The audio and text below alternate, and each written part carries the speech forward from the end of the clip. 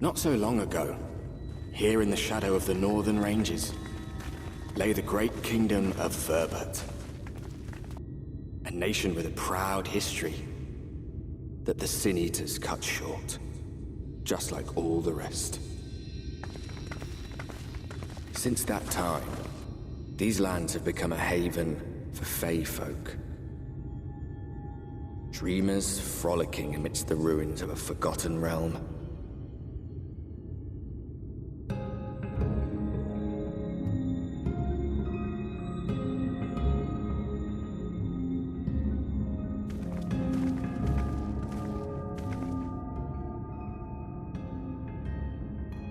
We should be safe enough here.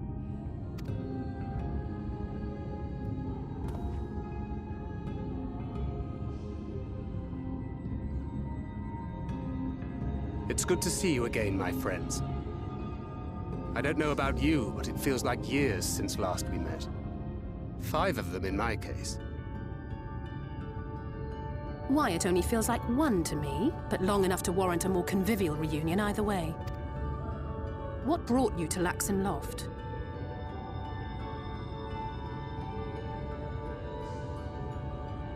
The girl, Minfilia, she and I were traveling together hunting Sin Eaters.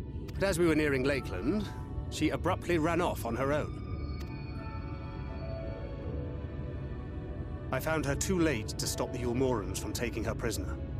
And as I was considering rescue options, I observed that the Crystarium was on the move. So I consulted the Exarch, who apprised me of the details of the operation and issued me certain instructions. Should the situation take a turn for the worse, I was to see you all safely to Ilmeg. And here we are. Orianger has called this place home for a while now. Yet we have never called upon him, I am ashamed to say. 'Twas only at the Crystarium that we met. Hardly surprising. This is not the sort of place one visits on a whim.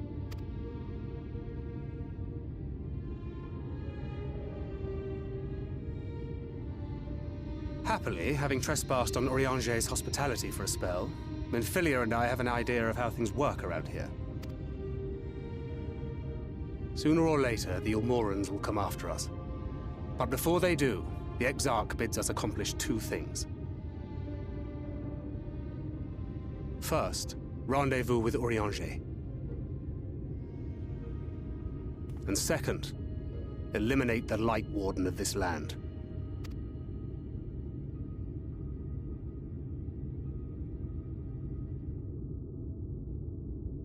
So, Minfilia.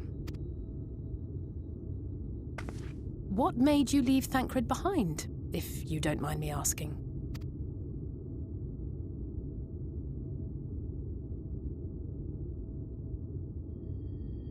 You. The hero from another world. I was asleep when I felt it. A presence. Someone I was meant to meet. They were close and I knew I had to go to them. But with all the commotion in Lakeland, I was afraid that Thancred wouldn't let me. And would I have been wrong? Had I arrived a moment later, you would be back in your cell in Yulmore. And now we have Ranjit snapping at our heels. You really have outdone yourself this time.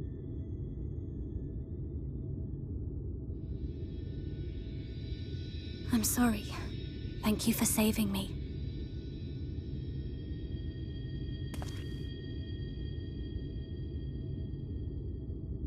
Oh, poor thing being scolded so.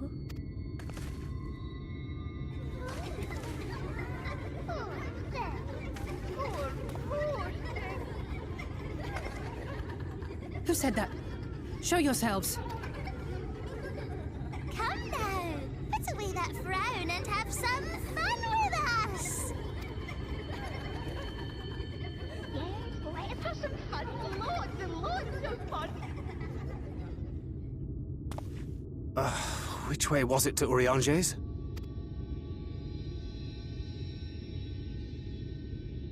We've been there so many times, but I can't. can't. Why can't I remember? Damn it all. We're already caught in their spell.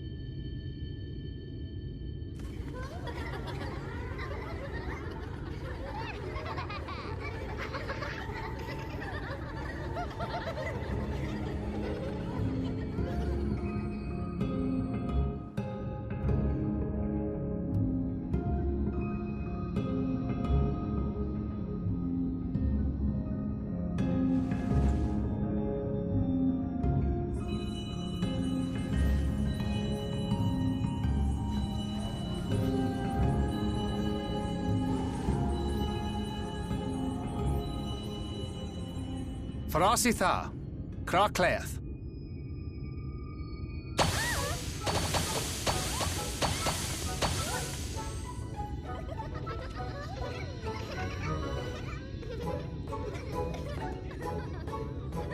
No! We are found! How did this mortal know our trick? Wait! I recognize their souls. These two have been here before. Look! Twins! How adorable! Oh! Play with us! We have neither the time nor inclination to play. We have come to see Urianger. Oh yes, Urianger, the peculiar one. In return for a place in Elmeg, he agreed to a riddle contest with us for 7 days and 7 nights without any sleep.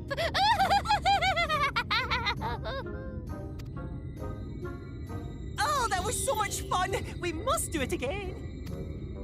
I'm sure he'd be delighted. Now, if you'd be so kind as to lift your spell.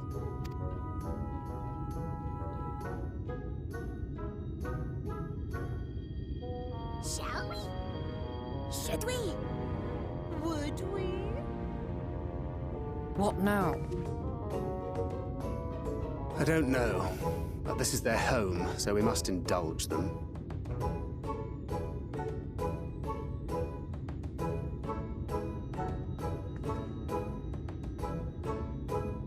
Right, we've made up our minds. We will lift our spell on one condition, that you first lend us a helping hand. Or 2, or 3. Once you've helped solve all of our troubles, we'll let you see Urianger, Pixie's honor.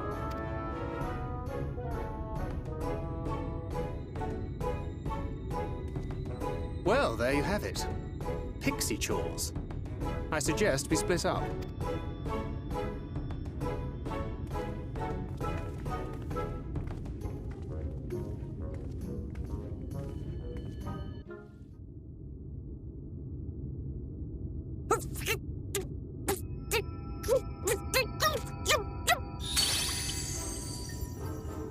You're late! Late! I've been waiting for you to summon me ever since you came here. Waiting and waiting and waiting. But my sapling didn't so much as utter my name. Such a heartless thing she is. Cold and cruel and heartless!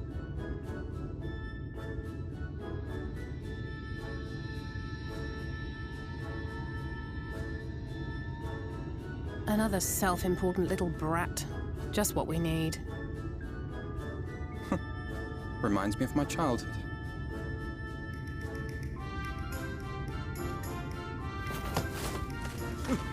All right, I'm sorry. It was a joke. Honestly, just a joke. But just now you called for me so earnestly, so fervently. I couldn't possibly stay angry at you. Very well. As your lovely branch, I will lend you my strength.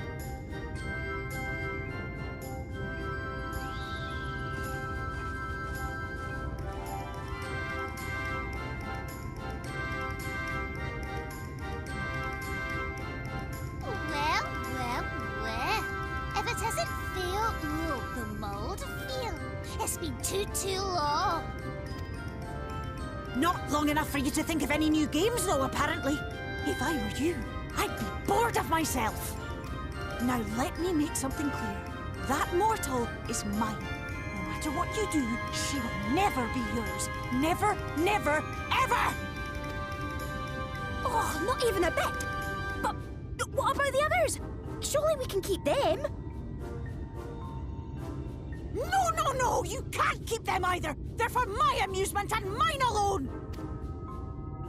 And if you lay so much as a finger on my sapling, I'll scatter the contents of her bag all over your precious village.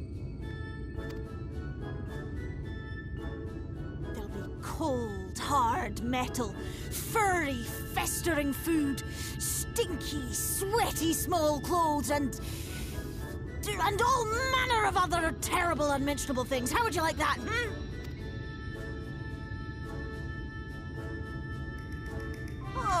All right. But will you not at least let us play with the twins? Just while the others go and see Urianger? Aye, that's all we ask. And we promise we'll play nicely. It seems we won't be joining you. Aye! We'll reveal the hidden Fernic to you at once.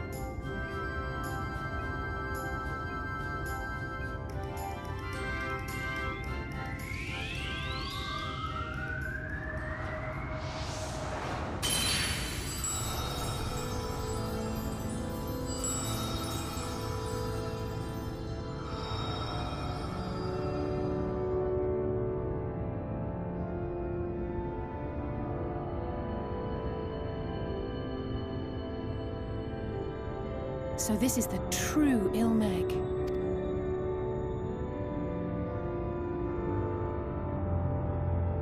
How are you feeling? Better. I think I remember the way now. Apologies for the delay. Shall we go and see Urianger? Your lovely branch is useful, yes? So whenever you're in trouble, you must remember to make use of me!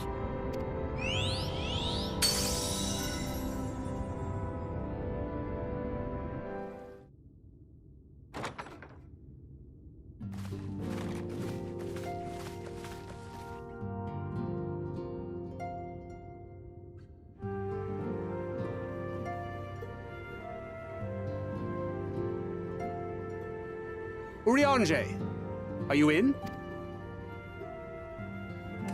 Unto a world weary of heroes, a hero wends her way. The Exarch did send word that thou wouldst seek me out, but ne'er did I imagine thou wouldst arrive so soon.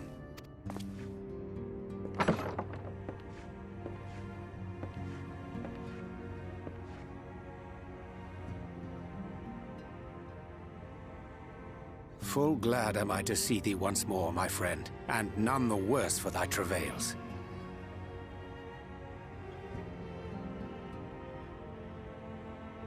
Run along, Minfilia. We'll meet you outside. But... Another one for you to imbue, if you'd be so kind.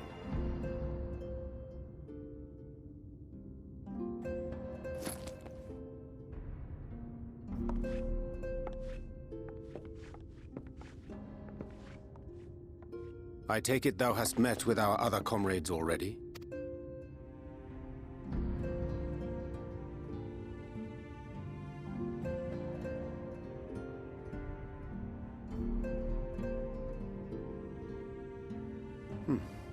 That Master Alphino and Mistress Alize now travel in thy company is of great comfort to me. As for the rest, it beginneth in earnest. The hunting of the Light Wardens, and perforce the war with Yulmore. Hark thee then to my words, and through them behold the vision that I did glimpse, that of the 8th Umbral Calamity. As I drifted hither to the first, traversing the boundary twixt reality and potentiality, I did bear witness to events yet to come. There I saw the combined forces of Eorzea and the Far East offering fierce resistance to the legions of Garlemald. So fierce, in fact, that they did begin to push the enemy back. Ilm by painful ilm at first, then Yalm by Yalm, and Malm by Malm in time. Yet the joy they felt was short-lived, for in so doing they did force the Empire's hand. Faced with defeat, the Garleans turned to a weapon most vile: Black Rose. Its potency defied all reckoning. Once released, the gas took on a life of its own, wreaking untold carnage not only in Eorzea, but in the provinces of the Empire besides. From fighters upon the front lines to babes in their beds, none were spared. And as the casualties became too numerous to count, so did the fabric of civilization begin to unravel. Nor did the land itself escape unscathed. For spreading from the site of its release, Black Rose brought death to the very soil. To survive amidst the chaos and upheaval, men came to live by the sword, the rule of law giving way, inevitably, to the rule of might. Thus was the spark struck and the fire kindled, and swiftly did it spread as a blaze in a field of straw to engulf every corner of the world. Nations worthy of the name did then cease to exist. And those souls brave and true who might have risen to restore order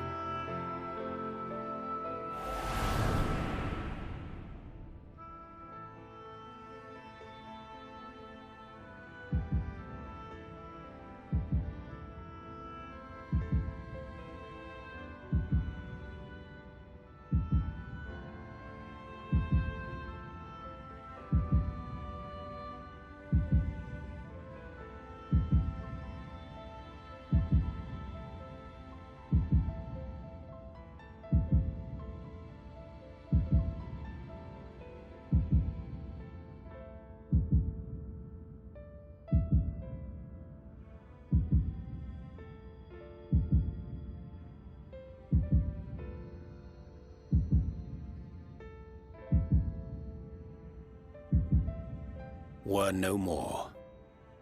For the weapon spared not one, not even thee.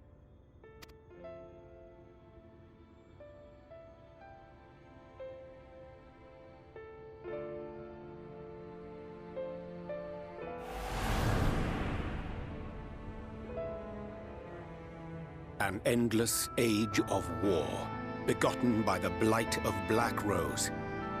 Such is the legacy of the 8th umbral calamity which I did behold.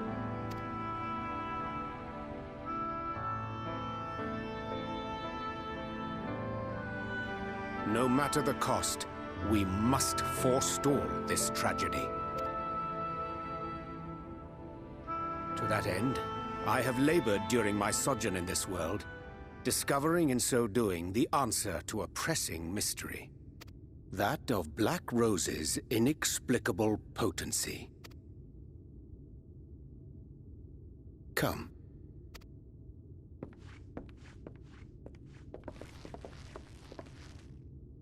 Dost thou recognize yonder chart?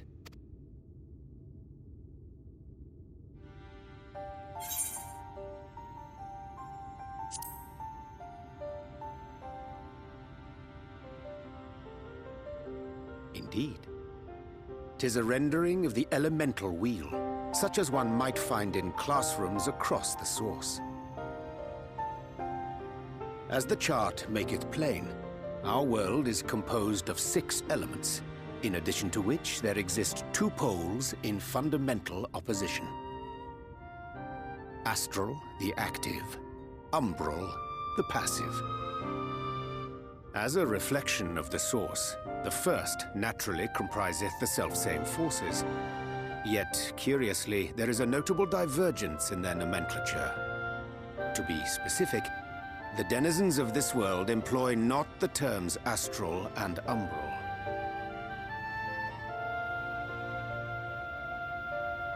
Thus was I moved to inquire what names said forces had been assigned. A simple question which yielded a most unexpected answer. Upon demanding the name of the pole aligned with activity and growth, I was told that as life's myriad colors combine to produce black, the people of the First had called it darkness. At this, did my mind begin to race. Yet 'twas only when I asked what name had been given to the pole aligned with passivity that mine eyes were opened to the truth. Peace and tranquility being as purest white, unmarred by color, I was told it had been given the name of light. That's umbral light and astral darkness, yes? I'm no etherologist, but it strikes me that the nomenclature of the First is rooted in the generation of the two forces, while our own appears to focus on their effects. Which makes one wonder, have we had it backwards all this time? 'Tis indeed a compelling question, and one which beareth closer examination. Yet what knowledge we already possess sufficeth to explain the chain of events. The phenomenon of etheric thinning observed in the Source is the consequence of light, the power of stasis, flowing in from the First to stifle the movement of ether within the land. And according to Master Alphino, Black Rose slayeth by halting the circulation of ether within living beings.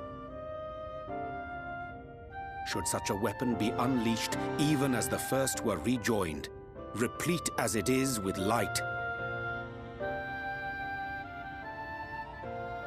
we would have a disaster of untold proportions on our hands. A calamity. Well, at least we have a better grasp of what we're facing. Our objective, however, remains unchanged. We are to eliminate the Light Warden of Ilmeg. Speaking of which, were you able to ascertain its whereabouts? Aye. 'Tis all but certainly ensconced within Leargear, the castle which standeth in the midst of the lake. To enter said stronghold, we must needs turn to the Pixies for aid. Fortunately, I have become quite adept at courting their cooperation. Henceforth shall I accompany you, and do all in my power to ensure that my vision doth not come to pass.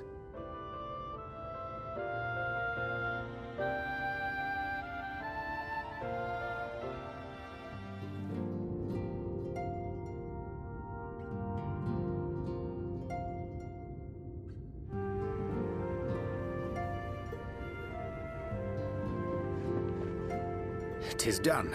The Pixies shall be well pleased with these gifts. Ah, lest I forget.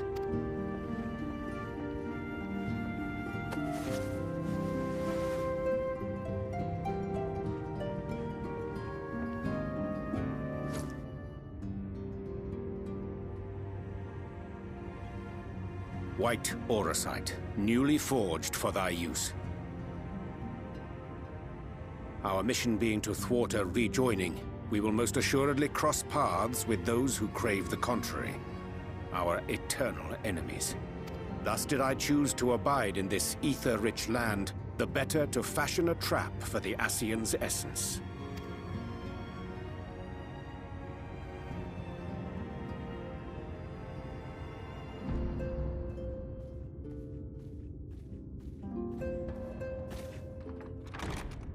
May I come in now?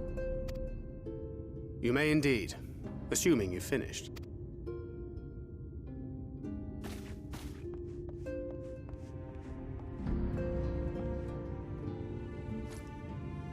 I did as you asked. That's my girl, thank you.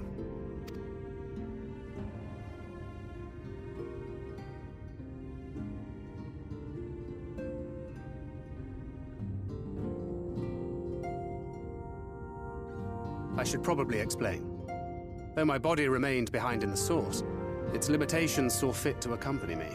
Which is to say, I cannot manipulate ether. I took up the gunblade for its defensive advantages, But on account of my little impairment, I cannot imbue the ammunition myself. Luckily for me, Minfilia has quite a talent for it. Minfilia, once we set forth, we are not like to return for some while. If thou wouldst choose tomes to take with thee, let it be now. Really? May I? Of course, my dear. Yet have care thou dost not add overmuch to thy burden, lest I incur Thancred's ire.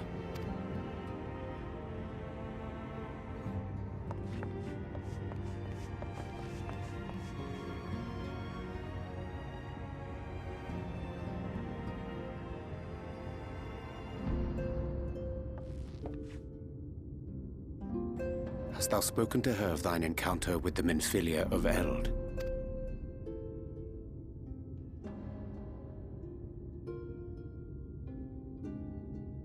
Well, I suppose now is as good a time as any. As you know, I freed young Minfilia from captivity in Yulmore some 3 years past. Not long after, the two of us journeyed to the south of Armareng, to the edge of the Empty, where the flood was halted. 'Twas there that she awakened. The Minfilia of old. My Minfilia.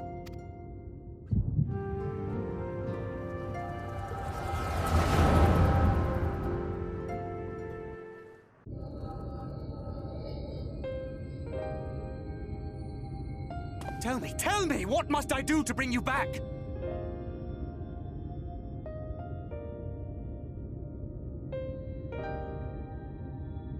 My dearest Thancred, as I am now, I am no different from an Ascian. This child is but a vessel. One of many I have used that I might spread word of her enduring blessing and preserve the flame of hope. In my name, each has died, never having lived her own life. I have taken enough from these children. I will take no more. But what of your suffering? Your sacrifice? This isn't fair! I will not stand for it. I cannot! There must be something we can do. Tell me!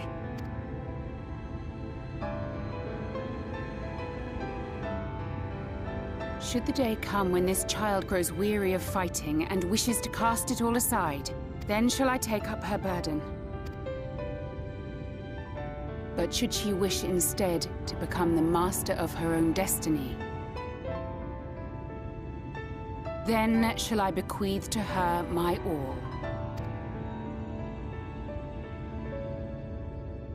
Imbued with the strength that I reserve for rebirth, she may come to wield my powers as her own. And what of my wishes?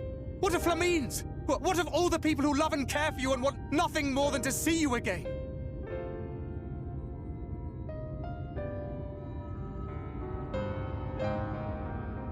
It is not their decision to make. It is hers. This child's. This Minfilia's.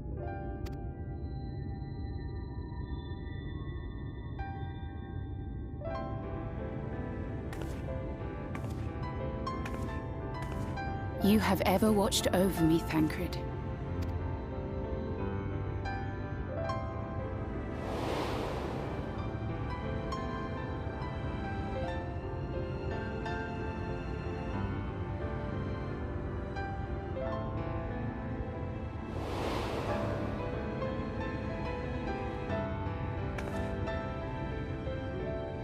Now I ask that you do the same for her. Protect her. Teach her. Stand by her as you stood by me. There is much and more she does not know. She needs a guide to show her the ways of the world, or she will never find her own path.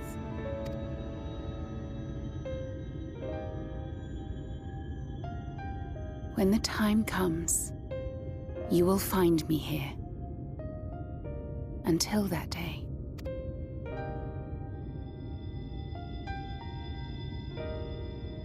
Minfilia, wait!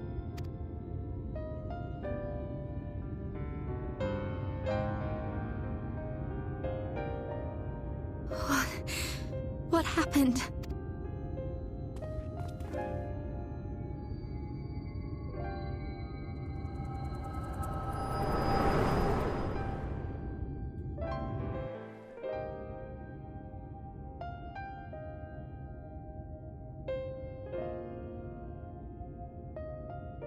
And then she was gone.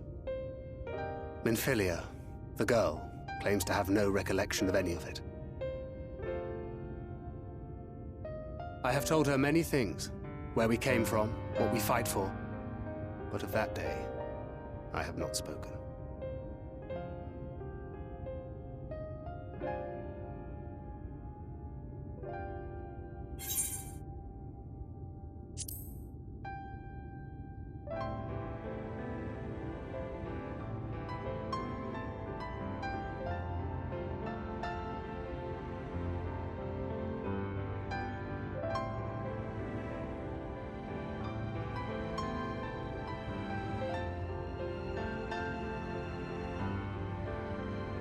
With the coming of another possessed of the blessing of light, the first hath begun to rise up in defiance of its fate.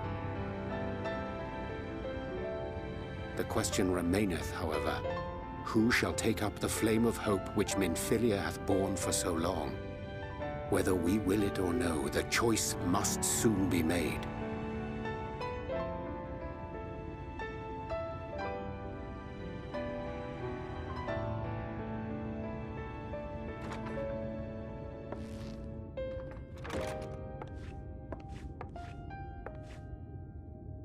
I'm sorry I took so long. It was so hard to choose. In the end, I settled on just the one. That is well. Now, if all is in order, let us set forth for Lida Loran.